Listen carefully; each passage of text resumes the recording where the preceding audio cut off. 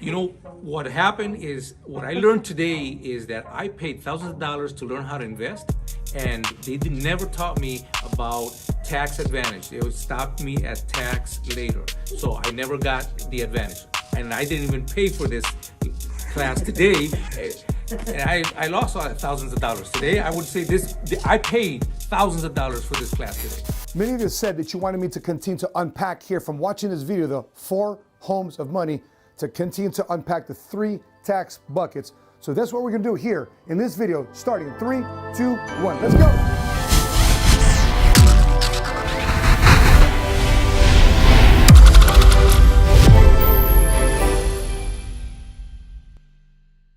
What's cracking, everybody? Money Smart Guy Matt Sapala here, hailing to you from the 7 Figure Squad studio here in Oak Brook Terrace, Illinois.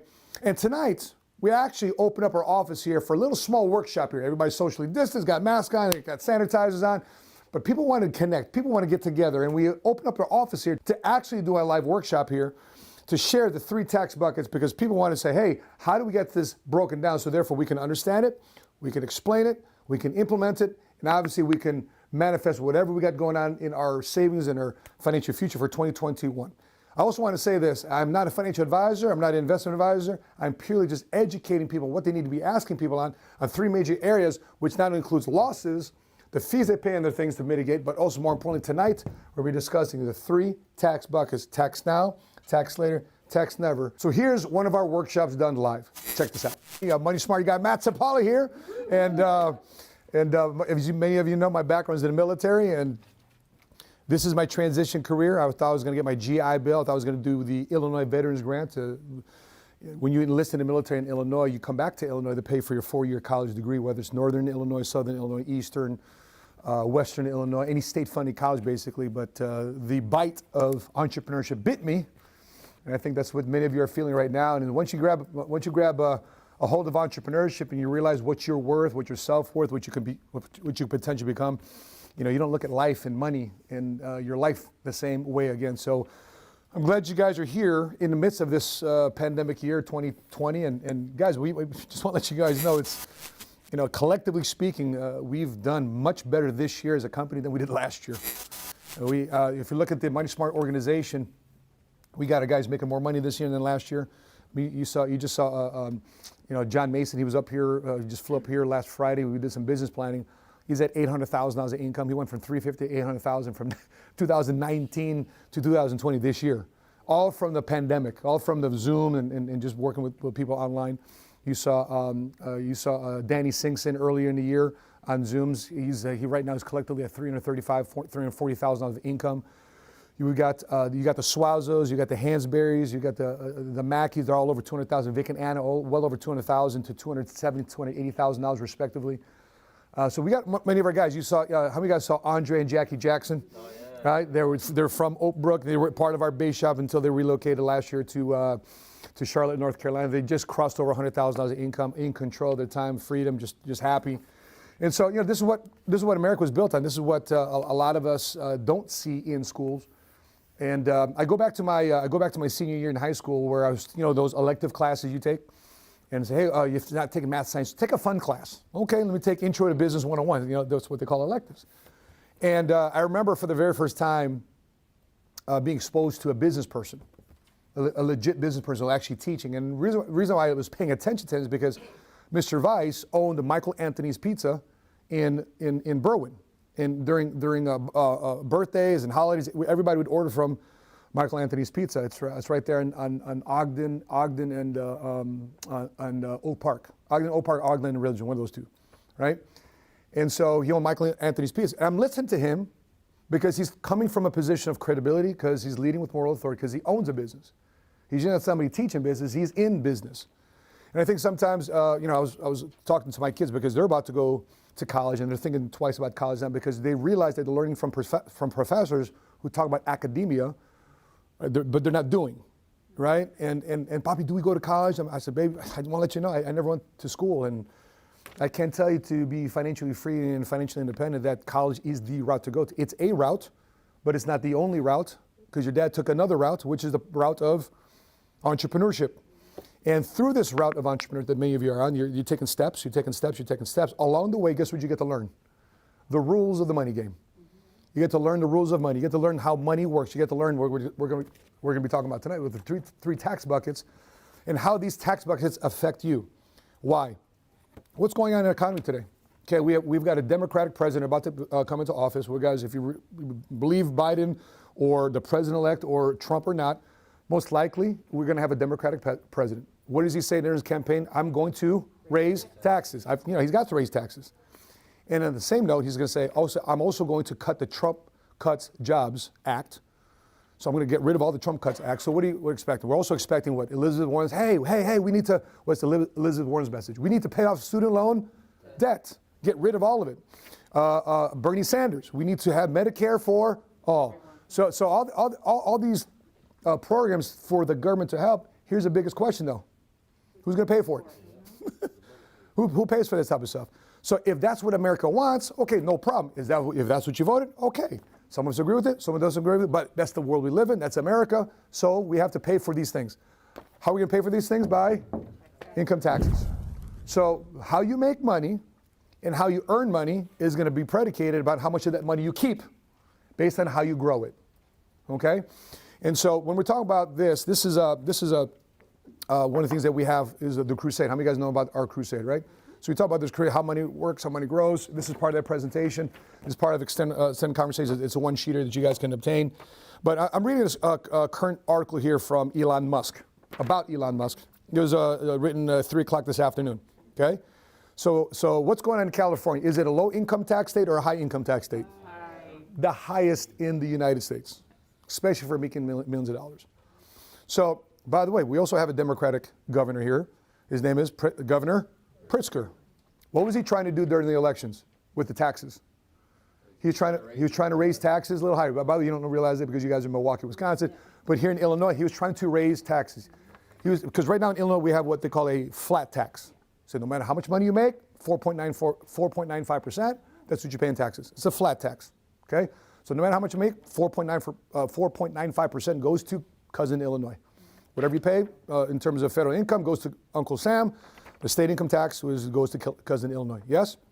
So what happens is, during the election, he spent $58 million, Pritzker's, of his own money to campaign to raise income called the progressive tax hike to let people know that, hey, I'm going to raise taxes in Illinois. We have a pension system we can fund. We got school system we can fund.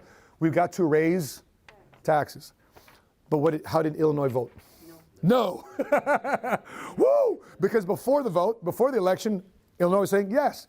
The funny thing is about that, he spent, $58 million of his own money to campaign to raise income tax, progressive state income tax. The biggest donors who funded that campaign spent or contributed no more than $1,500. That told you how much Illinois believed in raising income tax. So when push came to shove, they really didn't believe it, but they just kind of did it to just, I guess, go along with it, but they didn't go nowhere. But does that mean that the next governor or the next year or the next time it comes up, that he's not going to try some move like this ever again? Probably. So when we're looking at taxes, there's 3 different ways money grows. This is what we call the 3 tax buckets. And when I'm reading what Elon Musk is in California, because in California, if you make over $1 million, 13.3% of your income goes to state income tax. You make over $1 million, 13.3% of your income goes to tax. I'm not talking about federal income tax. We're just talking about the state of California. So here's Elon Musk. Who's Elon Musk the CEO of? Tesla and SpaceX and a couple other companies, right? How did he make his money though? What was his claim to fame? He created PayPal. He made his billions with PayPal, and right there he invested in 2 different companies. So he says here, Tesla's CEO Elon Musk has just joined 1/5 of Americans who have done a pandemic move. What are we talking about? After spending most of his life in California, Musk has relocated to Texas. Why? He cited the construction of his Tesla factory outside of Austin, as well as SpaceX's planned launch near South Texas village of Boca Chica, as a factor in his move. However, he also criticized California's economic environment as another reason. He says, if a team is winning for too long, the state of California, they tend to get complacent. California's been winning for a long time, and I think they took it for granted. So what's happening? In California, who do they lose? Joe Rogan. You guys know Joe Rogan? Mm-hmm. He's a very popular podcast, a fight commentary. He said, peace out, California. He moved. Ben Shapiro, he moved out of there, right? Patrick Bet-David, he moved out of California years ago. And now, Elon Musk. Here's a challenge with it. Do you think Elon Musk, you think Tesla and his businesses, related business in Silicon Valley helps the local community? Guess where those jobs are potentially going to go now to, right? And so here's the thing. We have to give, with that being said, in terms of relocation, we have to give an award. I'm sure he deserves some recognition because he's the #1 salesman for U-Haul. He's the #1 sales for Allied Freight, the #1 salesperson for Fathers and Sons Moving Company. But the #1 salesperson for these moving companies, U-Haul included, is Governor Newsom. Because he's causing everybody to move. And so when you're looking at what's going on, he said, Musk argued that Silicon Valley, home to some of the largest and most influential companies in the world. What's in Silicon Valley? Facebook, Salesforce, Apple, right? This is like the epicenter of entrepreneurship, Silicon Valley. He says, peace out. He says here in his article, it seems that leaving California has been on Musk's mind for a while. He goes, I will own no home. He sold all 4 of his homes in California for a combined $62.5 million. He's ready to go. And then he also says, the billionaire CEO, it also says in an article, the billionaire CEO is slated to earn more than $50 billion in stock options. So here's the thing about wealthy people. Do they make money with salary and commissions, or are they making money with dividends and capital gains? See, wealthy people, when it comes to salary and it comes to commissions, right? They don't make their money that way. Do they make a little bit? Of course. But it's based on the highest amount of taxes you can be taxed on, which is income, salary, and commission earned income. Where wealthy people make money is on dividends and capital gains. It's the least amount of income that's taxed. So he's slated to earn more than $50 billion in stock options, and he would have to pay income taxes on the profits when he exercises them if he remained where? In California. Texas, however, guess how much state income tax is in California? In Texas. 0. There's 0 income taxes in Nevada, 0 income taxes in Texas, 0 income taxes in Tennessee, Delaware, and Florida. Right? What state? It's a commonwealth, right? Right? But I know you want to be part of the country, right? Or be your own country, right?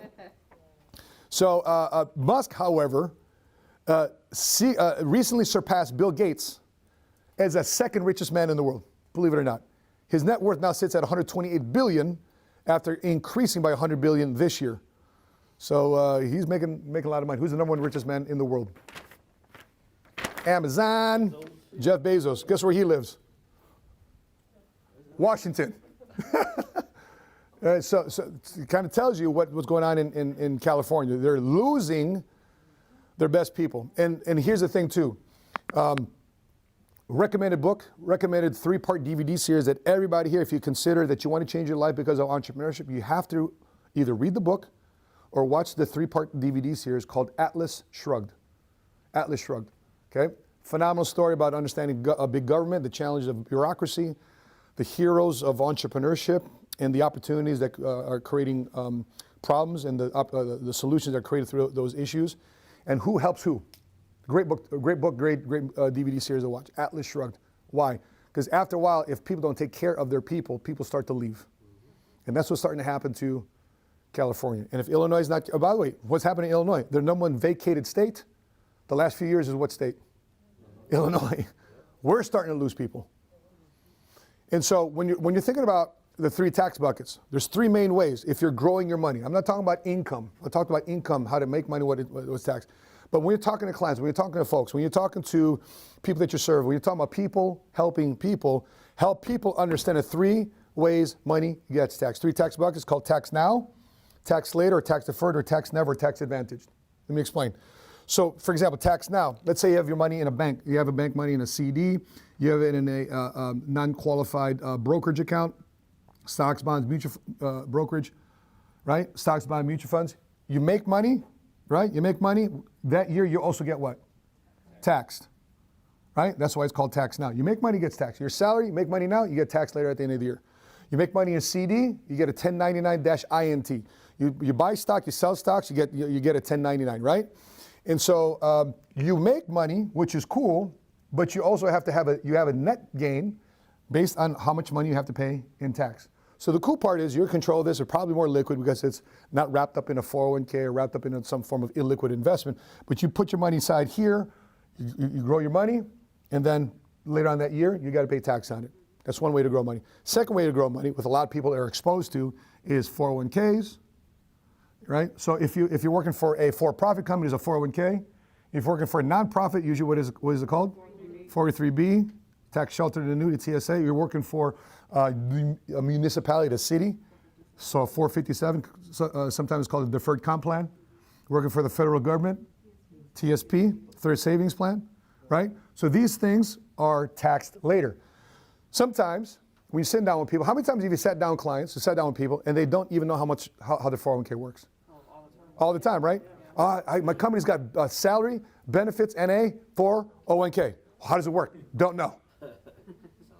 Right? I got a TSP. Great. Well, how does the A fund work? The B fund work? The C fund? The D fund? What's inside the A fund, B fund, D fund, G fund? I don't know. It's the G, generic. Right? So you're working for the federal government. You don't know what's inside those funds. You don't. Right? You got to unpack also what the fees are. So the three things that affect the growth of your money. One of them is taxes.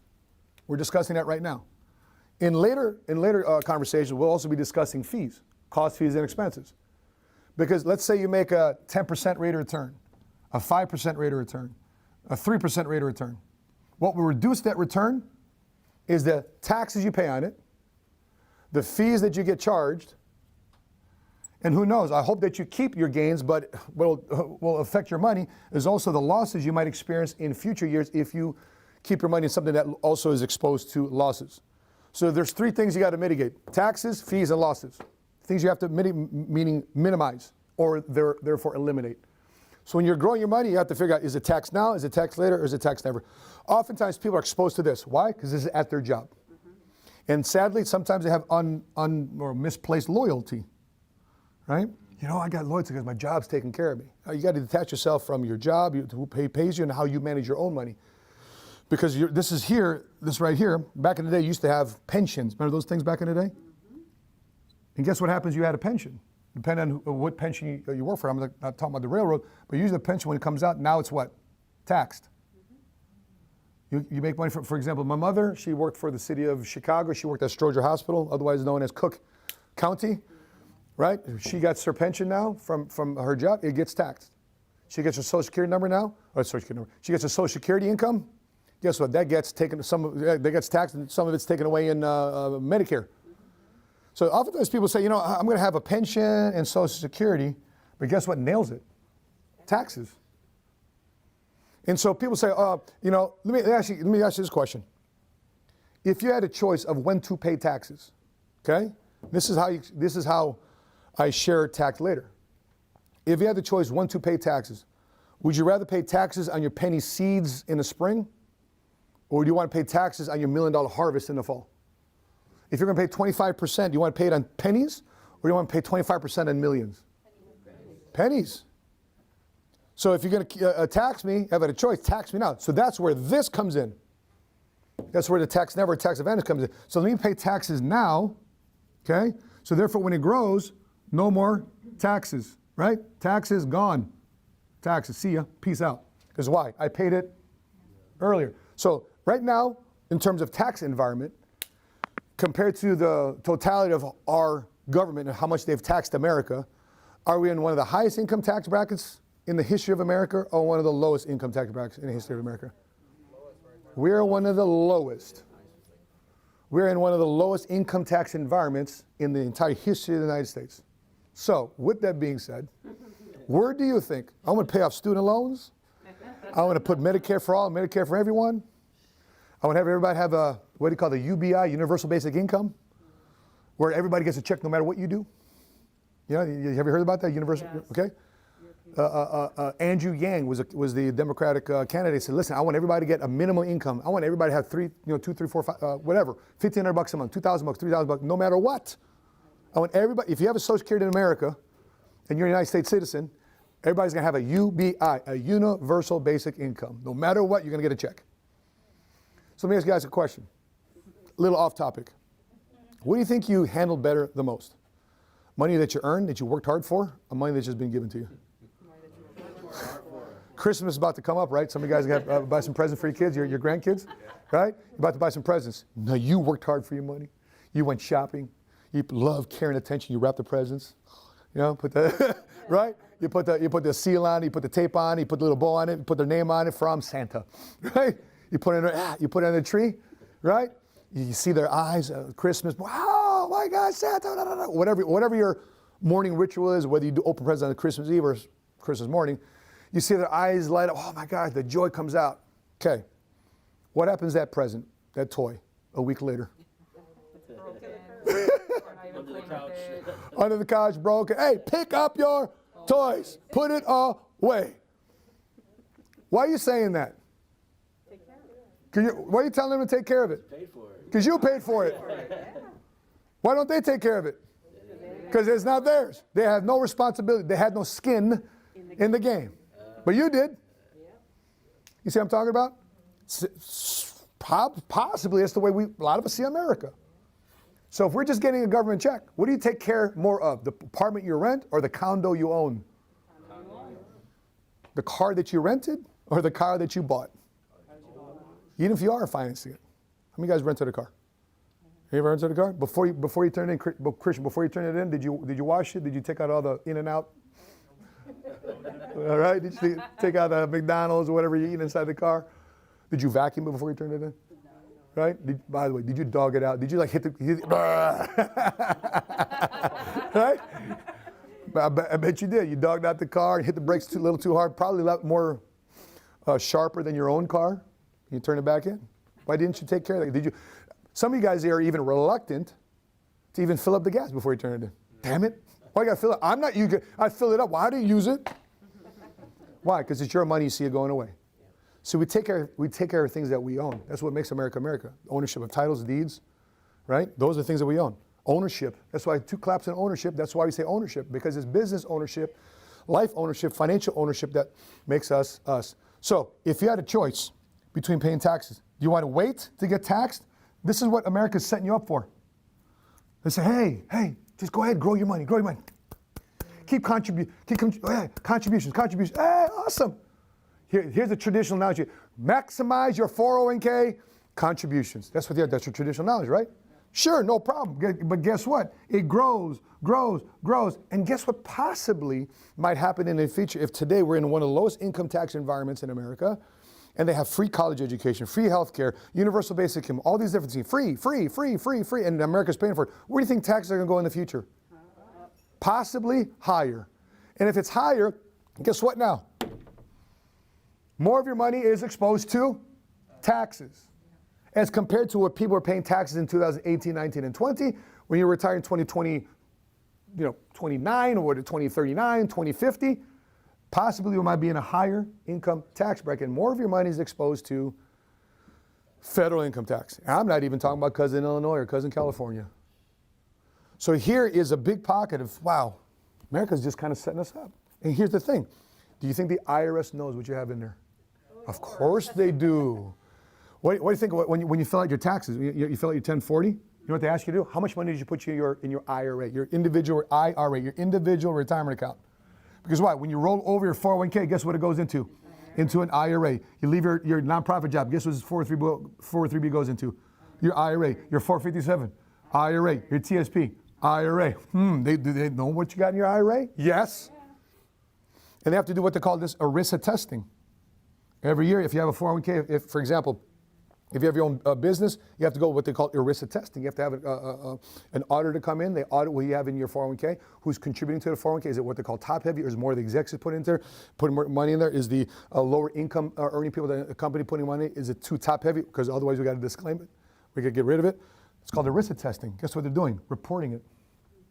So they pretty much know what's in these plans.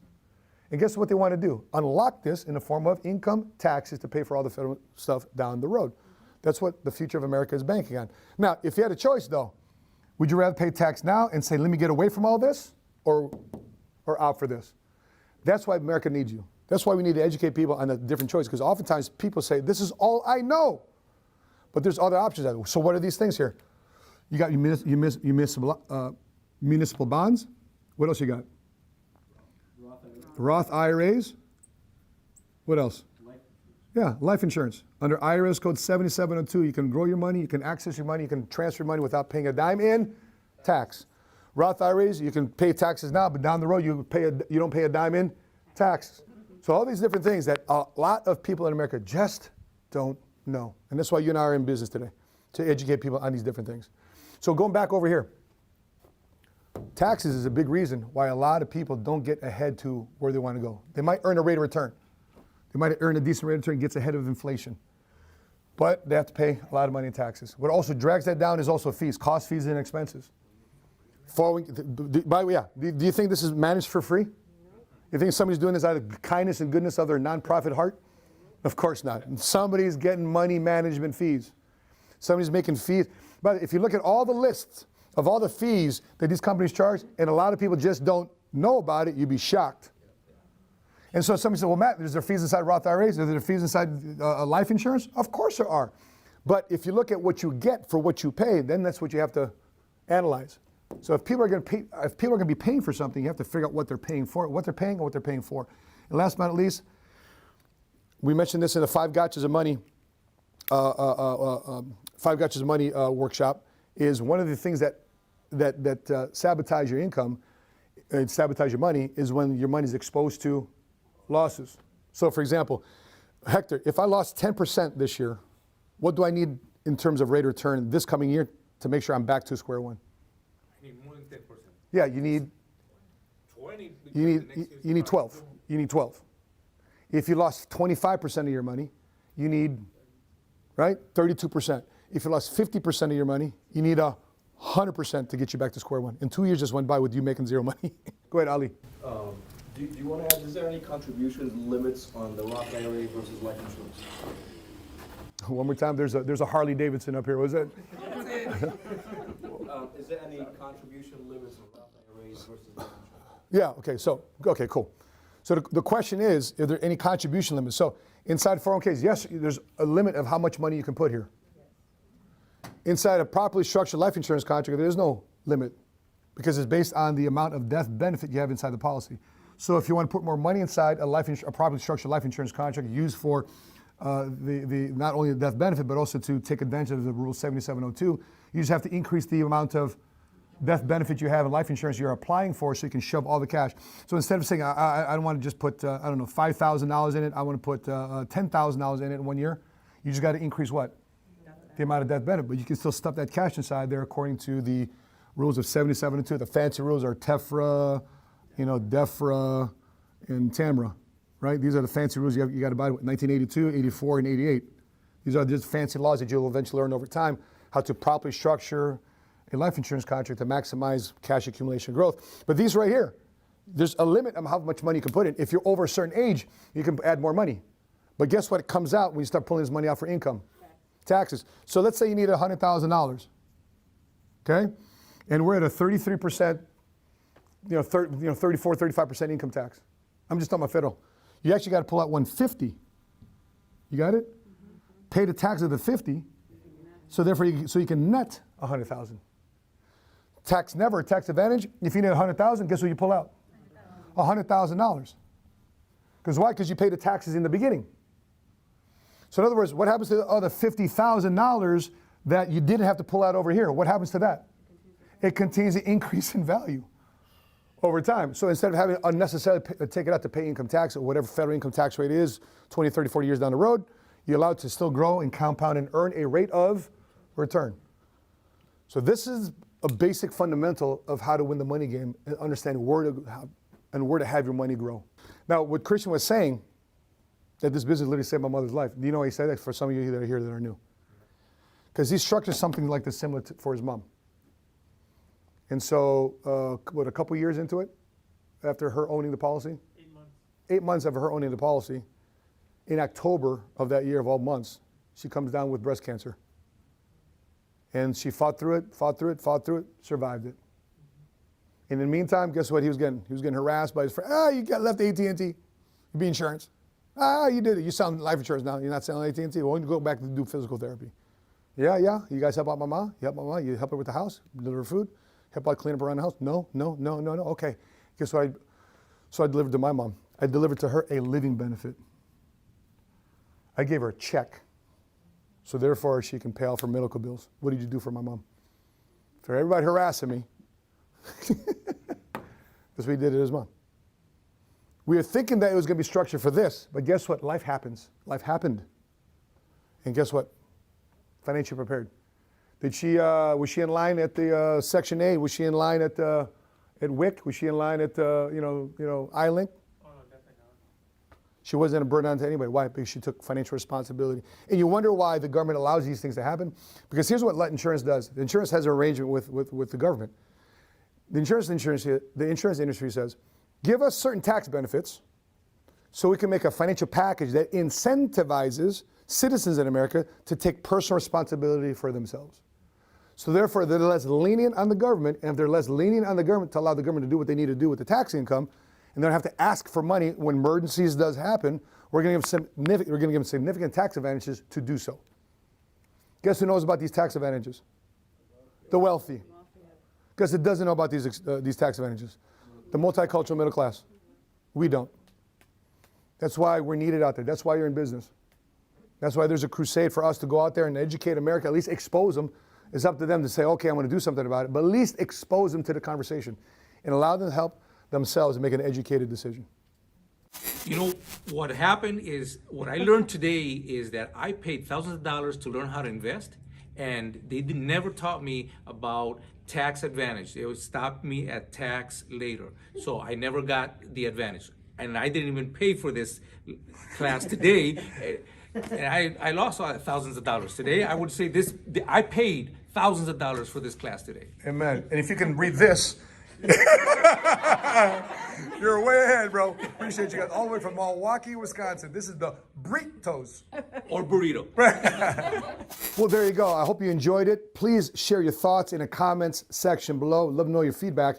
And if you haven't done so already, please watch this video, The 4 Homes of Money, to continue to put the puzzle piece together of brightening up your financial future for 2021.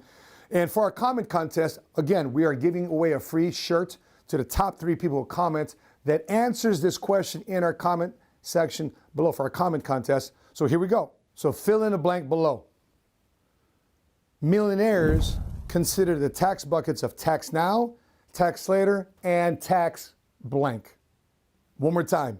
Millionaires consider the tax buckets of tax now, tax later, and tax blank. Fill in that blank in the comments section below. Well, this is another episode of Vlogmas 2020. Again, we're doing an episode every day from December 1st to the 24th of December. And if you've been getting value from this, you've been learning some things, please drop your thoughts and comments and feedback in the comments section below. I love the dialogue we got going on back and forth right now. So with that being said, guys, happy holidays, Merry Christmas, whatever you got going on here this time of the year. And until we meet again, continue to live smart, continue to love smart, and be money smart today.